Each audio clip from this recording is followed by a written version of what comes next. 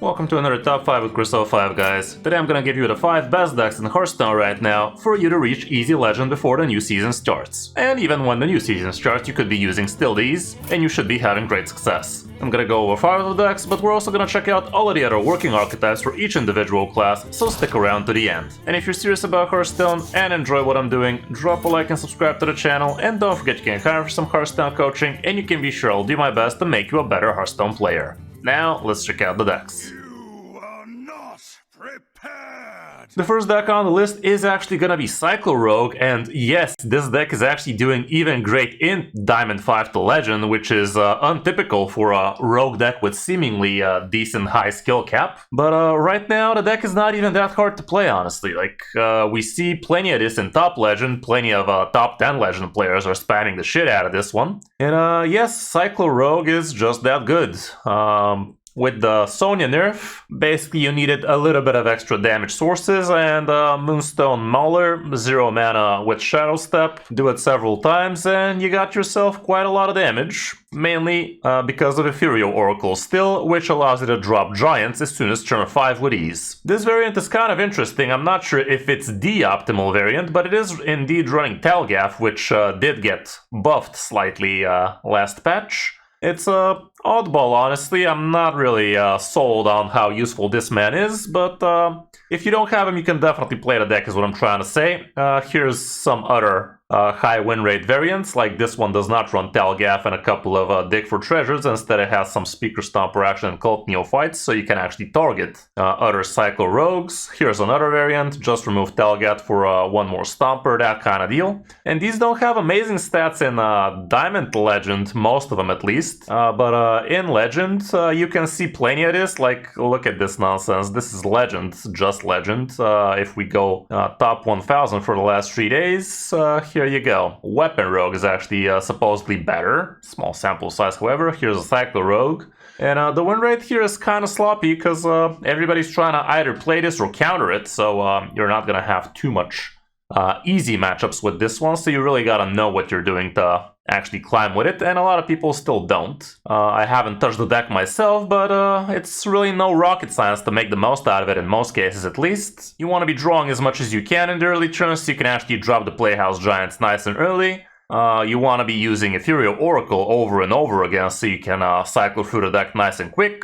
And in the mid game, you want to be shuffling a bunch of asteroids and start drawing them out with the help of more Ethereal Oracles with Telnos on the board, and that gives you tons of damage. We have both the Moonstone Mauler and the Incendious in the deck in order for you to get a bunch of damage that way. You also have Ceaseless Expanse, which you can be dropping fairly quickly given how quick you're going to be going through your deck. This guy's going to be dropping like a rock. And same can be said for the Playhouse Giants. They usually have no problem dropping as soon as turn 5, turn 6.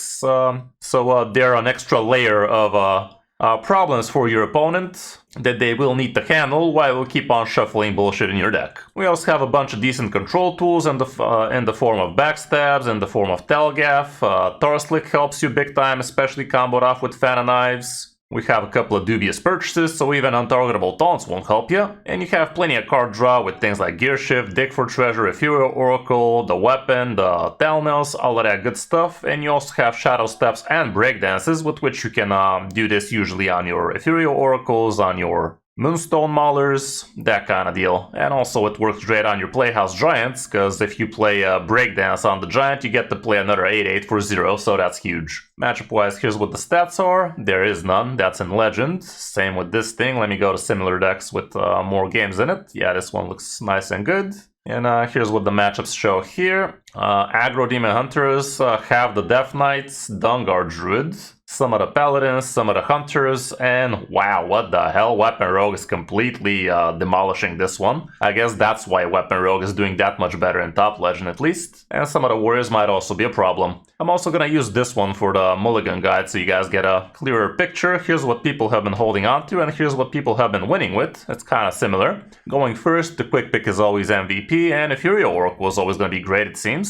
Prep can be great, so you can do quick dubious purchases, which could happen as soon as turn 2, turn 3 with ease. Tarslick is not something I would normally hold on to. Yeah, seems like not many would, especially going first. Gear Shift is great because it's drawing you free cards like that, especially if your hand is dog water, you can just cycle it through. Dig for Treasure is fine. You don't have any pirates in the deck, so you have it only so you can actually draw your minions reliably. And the rest probably not so hot. As for on the coin, here I'd assume a little bit more removal might be coming in handy, so things like Backstab against certain opponents might work, but all around the rest looks pretty similar.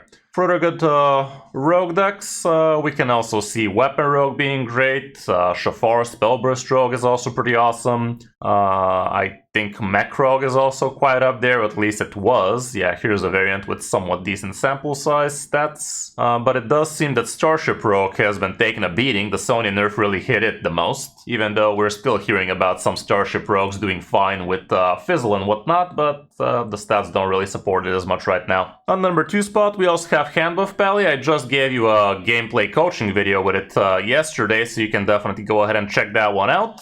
And the only thing notable in this variant is we have a couple of Festival Securities, which are honestly pretty genius in a deck like this, because you buff this on turn 2, make it into a free 6, and on turn 3 you basically clear the board, stick a free 6. Probably not a 6, because everything attacked it, but still you probably stick it. And you keep on doing your thing, equipping the weapon, and then you start blasting. We still have a couple of Self-See deckhands in here. You still have the Leroy. A little bit of a spell mitigation with the help of Cult Neophyte. But that's about it in the form of countering spell-heavy decks like Rogues and such. But obviously you can slap those in as soon as you feel like the meta is looking like that, because if you're facing a bunch of Cycle Rogues, Festival Security ain't gonna be doing much in those. You can just check out my older guides about this deck. This is literally every second top 5 I include Handbuff Pally, but for good reason. It's just that good, and it's super easy to play with. Like, it's really no rocket science. Anybody can climb to Legend with it if they put enough games in it. And they have a decent understanding of the game as a whole, at least. Not so much the deck, because the deck is kind of pretty simple. We can see that matchup-wise, Elemental Mage is on the 50-50. I really don't feel like that's too true, but I guess Sarum could fuck you over. And we can also see Zarimi Priest is definitely a little bit on the negative, but all around everything else is hella green. Mulligan-wise, here's what the updated stats are looking like, and you still want to get your weapon on time. A turn 1 drone deconstructor is always nice, Grim Street Outfitter usually makes sense, Gold Banner is decent, straight up holding onto the weapon is also fine, Muscle-O-Tron, that kind of deal. Depending on the matchup, Festival Security might also be pretty MVP. As for on the coin, again, much of the same stuff. You want to get that weapon as soon as turn 3 preferably, and if you are planning on doing that, maybe Muscle-O-Tron is not such a bright idea as a keep, even though he can still probably feel okay, especially if you just top deck him instead. For other good Pally decks, honestly, Tourist Pally is doing absolutely brutally well in top Legend at least. It's super broken right now. You could die to it as soon as turn 6, and there's pretty much nothing you can do about it if they curve out well. And I do believe it is gonna get nerfed, probably Lainessa this time for real, and Ethereal for real, like seriously guys, get your shit together. Yeah, until then it's still gonna be pretty decent. Once the devs come back to work next year, we should be hearing about another batch of nerfs, and I think Pally is not going to be dodging this one. And also Libram Pally is still doing quite fine. This is again with Ethereal in it, with Lainessa in it, so it's probably also going to be taking a hit. But that's about it. It's either Handbuff, Lainessa, or Tourist, and all of their forms. Even Mining Pally is actually up there, even though it's not as great as the other one, but it's definitely something to think about, I guess. I could have sworn I saw Pipsy Pally somewhere as well. Yeah, here's one. It's playable, but not as amazing as it used to. It's still mainly a Lainessa deck, so there's that too. On number 3 spot, I'm surprised to see Spell Token Hunters actually taking the top spot for the class, and it is actually one of the best decks right now, with above 60% win rate, solid sample size, and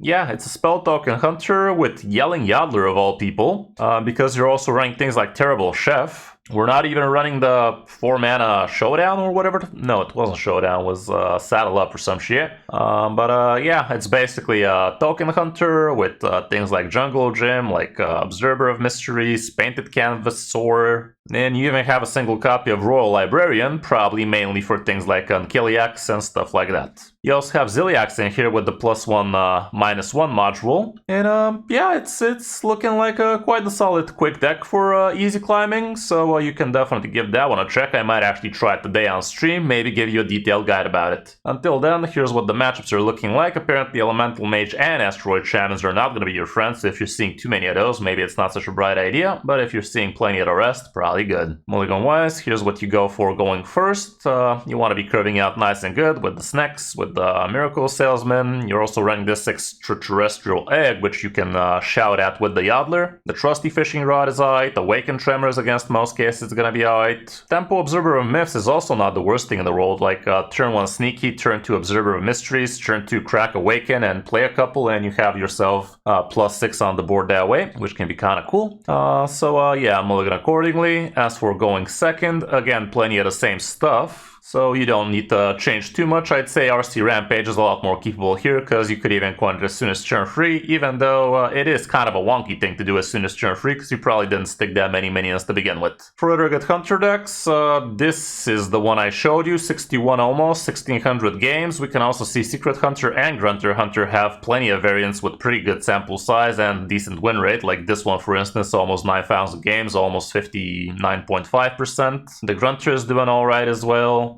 Discover Hunter is still pretty decent in skilled hands. And yeah, basically tons of iterations of these, so you have plenty of options for the Hunter class. We also have Zarimi Priest on the number 4 spot, still as strong as ever, and this is looking like an interesting variation of the deck, a bit more control-y, a bit more oriented towards the Zarimi OTK instead of actually trying to tempo out the opponent. You're gonna notice we're actually not running Crimson Clergy in this one. Instead we have things like Ceaseless Expanse, like Carry On Grub, which is kind of interesting. Battlecry, get a 1-cost Suitcase, pack the top 2 cards of your deck into it. Very, very weird choice, but I guess it helps you draw a little bit quicker. We're also not running things like the 4/6s, which you get to play for 0 when you play a bunch of 1-drops.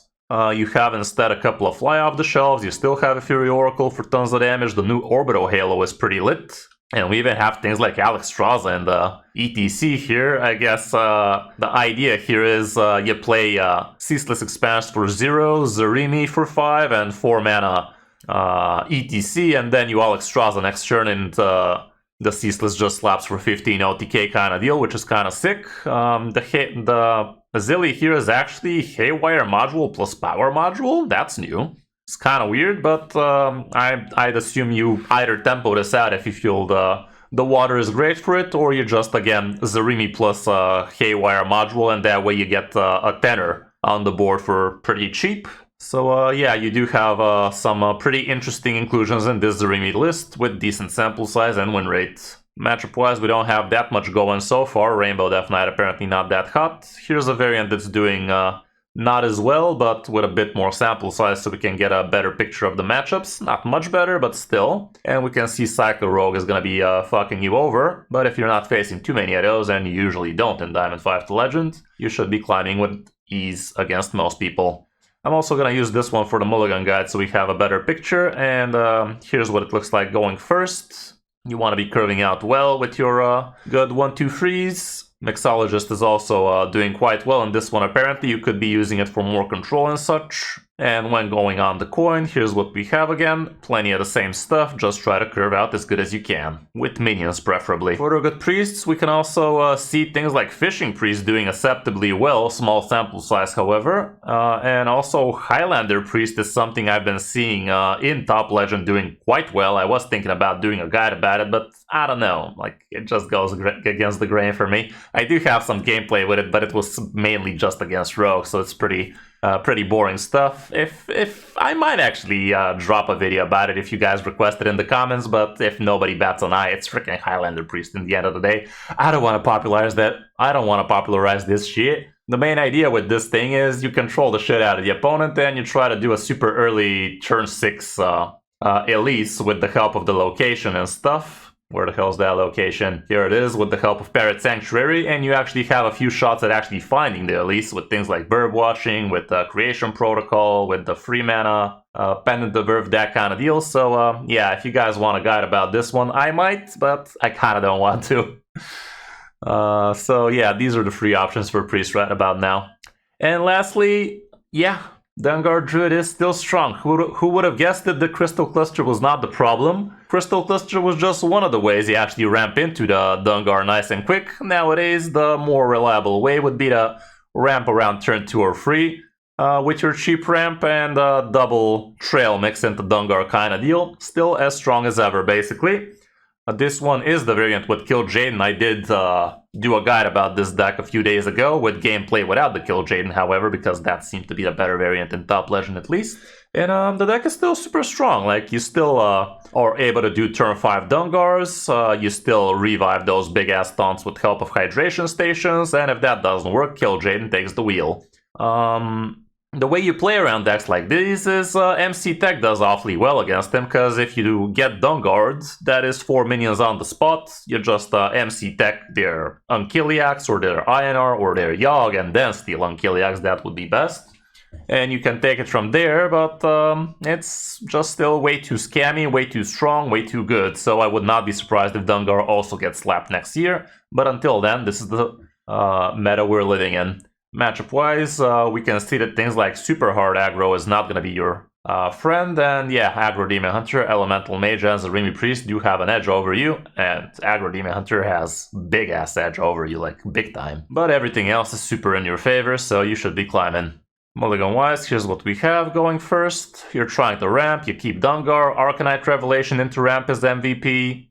Things like Innervator still keeps, the Frost Lotus is great so it can blossom on turn 4, and even Crystal Cluster is still pretty good keep. Pentative Earth if you don't have Dungar is also great. As for going second, again plenty of the same stuff, literally the same cards. For other good Druid decks, you could see the odd Taunt Druid here and there. It is actually having somewhat decent stats, decent sample size, but it's nowhere near as strong as Dungar is, like almost 60%, 1500 games, several different iterations with even more games, so it's definitely the preferred choice. We can also see Dollhouse Druid doing somewhat well, but even in Top Legend, Max Debon is barely going above 50% with this one, so it's definitely not for everybody. But if you are missing this deck and this playstyle, you could still give it a check. It's looking quite interesting with things like Woodland Wonders. You still have Alonius and all that stuff, but Seabreeze Chalice no longer smacks face. Instead, you have things like Living Roots, like the File, like the Swipes, so that usually is also enough. You could see the odd Treant Druid from time to time as well, but apparently it doesn't even have enough stats right now, or I'm blind, probably both, but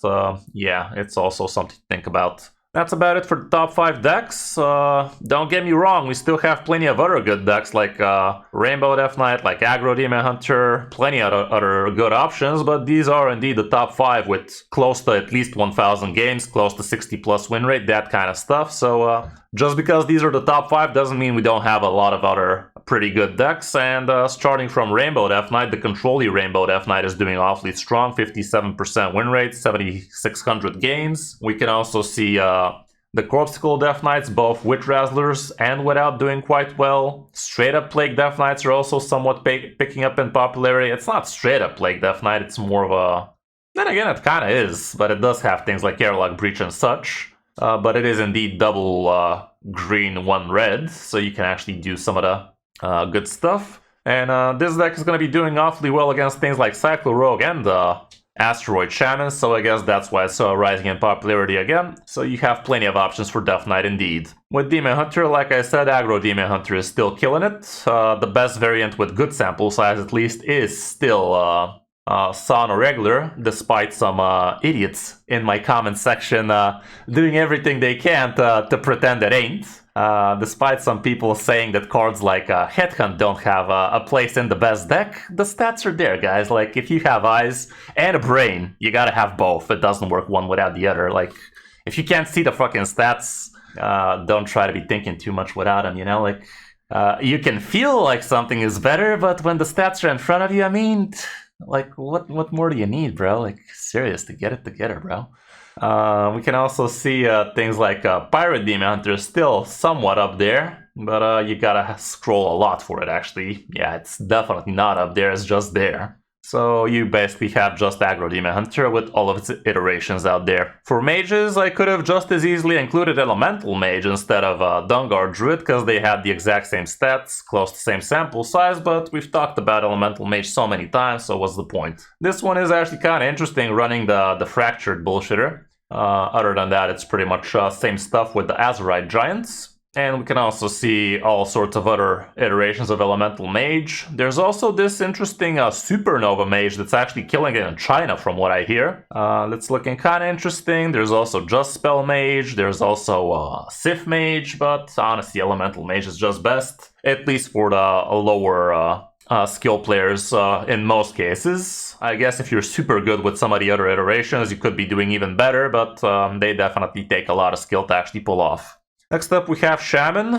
We do have some pretty sick win rate on this particular Asteroid Shaman, but the sample size is way too small to take it seriously. The first decent sample size would be actually Pirate Shamans, with good win rate at least. Asteroid Shaman with 55.9 is doing quite well. And those would be your options. Big Shaman is still playable, but the meta is not exactly perfect for it right now. Burn Shaman or also Nature Shaman is also doing quite good. So those would be your options right about now. For Warlock, Hand Warlock seems to be doing decently well. Pain Warlock is also quite playable. Death Rattle, Freeze Warlock, or just Death Rattle Warlock are both doing quite fine. But no, actually the Death Rattle Freeze is not doing fine. It's doing the opposite of fine. It's under 50 right now. So I guess these three would be your options. And lastly we have Warrior, with Dummy Warrior still at the top, at least on these ranks. Stat-wise, sample size, Odin Warrior has decent win rate with decent sample size at least, and Control Warrior, which is basically the Infinity Warrior I think, is also doing quite well. So all around you do have options for Warrior, but you gotta be really good to actually make better than 50% win rate with it right about now. So that's gonna be it for this top 5 guys. Hope this helps you figure out what you want to be playing for the last few days of this season, as well as into the next one. If you found the video helpful and enjoy what I'm doing, drop a like and subscribe to the channel, and don't forget you can hire for some Hearthstone coaching. Thanks for watching, I'm Kris05, and I'll see you in my next video or stream.